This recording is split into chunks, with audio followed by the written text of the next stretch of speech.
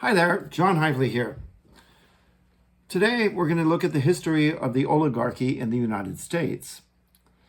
So I was just sitting with a bunch of buddies, people I play basketball with, a couple weeks ago. And they started talking about how the United States is moving into an oligarchy in terms of who governs. And I started laughing. And I said, "You're wrong. The United States is not entering into an oligarchy."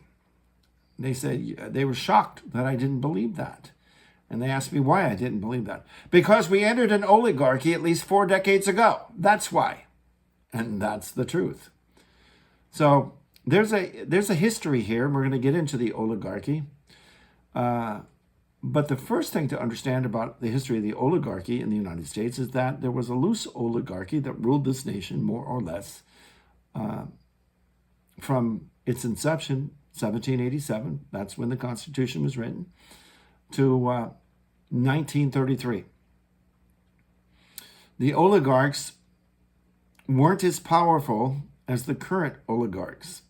Back then, the oligarchs found opposition in Congress and elsewhere. And they weren't the all-powerful oligarchs that exist today. And so let's discuss the demise of the oligarchs and the oligarch killer, the guy who destroyed that first oligarchic system. And that was FDR, President Franklin Delano Roosevelt. But the times also helped to destroy the time he lived in.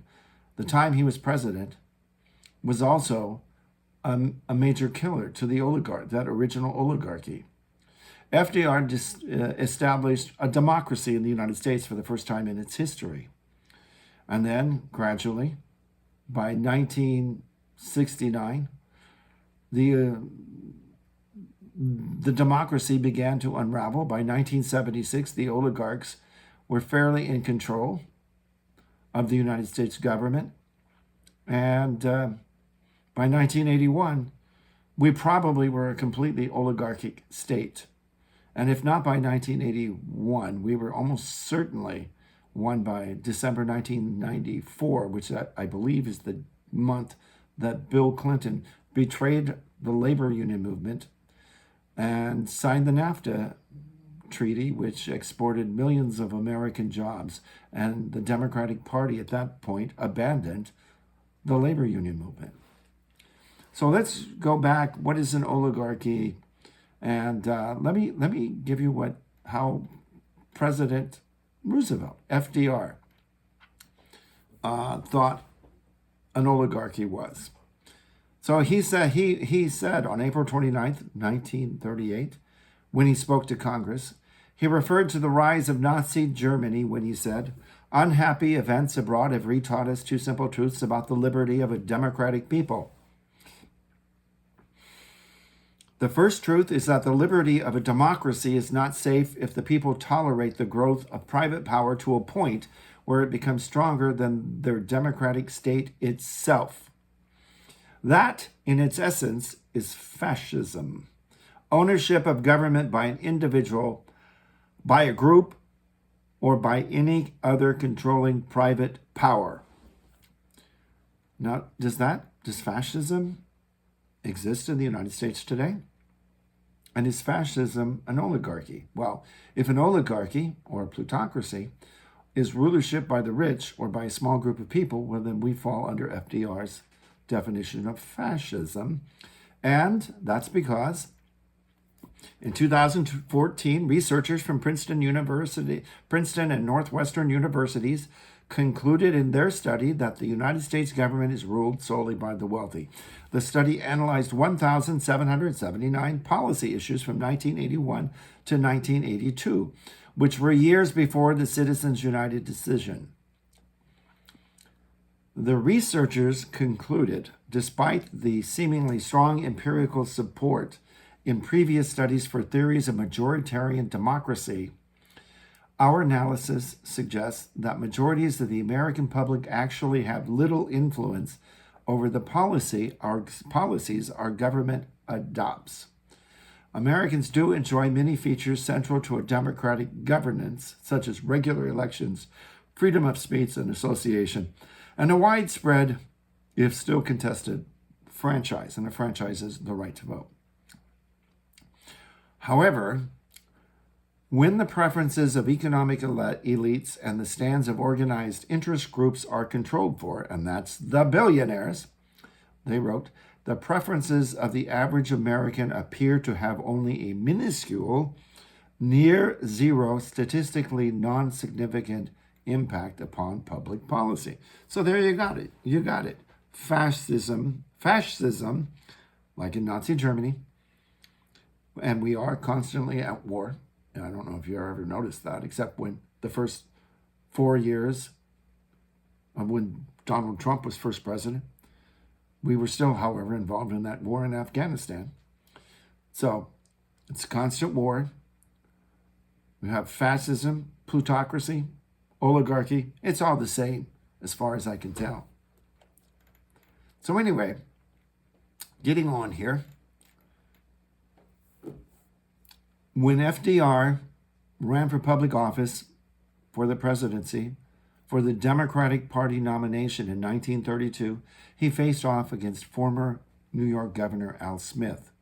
Al Smith was the establishment candidate for the Democrats. President Herbert Hoover, the Republican incumbent president, he was the establishment candidate for the Republican Party. A shocking development occurred. FDR defeated Al Smith. Herbert Hoover, despite leading the nation from a 2.9% unemployment rate to a 24.9% unemployment rate in 4 years, thought FDR was going to be easy money. But FDR kicked his ass. The American people had had enough. And the American people threw the establishment candidates out of Congress. So FDR became president. When he became president, and let me read from here. In the opening days of March 1933, when FDR became president, was sworn into office, a fog of despair weighed down upon a restless population. Officially, 24.9% of Americans were unemployed on March 1st. Prices, profits, employment, and incomes had collapsed like Mike Tyson knockout victims since 1929, making it impossible for the people of the nation to spend their way out of the crisis. So prices, I believe, had fallen. Deflation had pushed prices down. I think it was close to 20%. I'd have to look that up. It's been years since I've looked it up. But it was double digits. Once booming factories had gone silent. Mills and mines had been abandoned. Unable to sell their goods at or above the break-even point, farmers left enormous fields of food to rot where they grew as millions starved. Home and farm prices had crumbled. Banks had foreclosed at record rates. A complete banking collapse loomed. Homeless towns built of packing crates, abandoned cars, and other scrap materials, known as Hoovervilles, for President Hoover, then the president who reigned over that, sprang up across the nation. Of those bleak days, Pulitzer Prize-winning historian Arthur Schlesinger Jr. wrote, "Families slept in tar paper shacks and tin-lined caves and scavenged like dogs for food in the city dump. In October, the New York City Health Department had reported that over 1/5 of the pupils in public schools were suffering from malnutrition. Thousands of vagabond children were roaming the land, wild boys of the road. Hunger marchers, pinched and bitten and bitter, were parading along cold streets in New York and Chicago. On the countryside, unrest had flared into violence. Farmers stopped milk trucks along Iowa roads and poured the milk into a ditch. Mobs halted mortgage sales, ran the men from the banks and insurance companies out of town, intimidated courts and judges, and demanded a moratorium on debts. When a sales company in Nebraska invaded a farm and seized 2 trucks, the farmers in the Newman Grove district organized a posse, called it the Red Army, and took the trucks back. In West Virginia, mining families turned out of their homes, lived in tents along the road on pinto beans and black coffee. Sounds quite a bit like we're getting there now, seeing all these homeless people around. Anyway, FDR promised a New Deal for Americans. So he was inaugurated into office on March 4th. So he pushed legislation through Congress in his first 100 days. He had like the ultimate mandate to do so. So he pushed through the Agricultural Adjustment Administration, which was created to raise farm prices to make it more profitable for farmers to actually reap their fields and sell their products. The Civilian Conservation Corps provided jobs to unemployed youth. The Work Progress Administration furnished jobs to thousands of the unemployed in vocations from construction to the arts. The Securities and Exchange Commission placed regulations on Wall Street. Oh my, the rich weren't happy with that. Actually, the rich weren't happy with any of these things. The Glass-Steagall Act separated commercial banking from investment banking and created the Federal Deposit Insurance Corporation, FDIC. FDR and his advisors did not want investment banks also operating as commercial banks. Such a situation would allow investment bankers to gamble with the savings of citizens, lose the money, and then the Federal Deposit Insurance Corporation would use taxpayer money to redeem the losses. That's why they separated commercial and investment banking. Anyway, the Social Security Act provided pensions for the elderly and the disabled. The Fair Labor Standards Act established a federal minimum wage, overtime pay, record keeping, and youth employment standards affecting employees in the private sector and in federal, state, and local governments. The Revenue Act of 1935 introduced a progressive federal tax known as the wealth tax. This tax, which targeted individuals with incomes over $5 million annually, could claim up to 75% of their income. Now look, that was 75%, up to 75% potentially, after the first 5 million. And that was in a time when you could buy a suit, $1,000 a suit that might cost $1,000 or $1,500 today would cost $25 back then. Anyway, the Wagner Act legalized labor unions. Many of the wealthiest Americans opposed this. And they had their Death Star, the Death Star from Star Wars, which was the planet-killing Death Star. Well, they had their democracy-killing Death Star. And that was the Supreme Court. So the wealthy had lost literally all political power except for the Supreme Court. And they had lost all political power because of the disaster of the Great Depression, because share prices had dropped 90 to 95%. Dividends had also dropped, but in some cases, a lot of corporations saved up their money and paid some record dividends even as late as 1932 in some months. But even the dividends overall went down.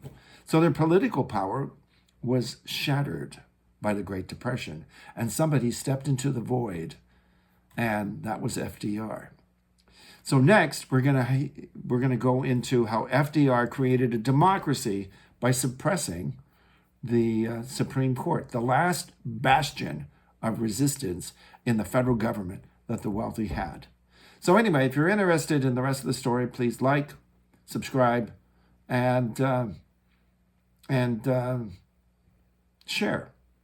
So anyway, I appreciate you listening. You guys have a good one. And part 2 is coming up. Thank you.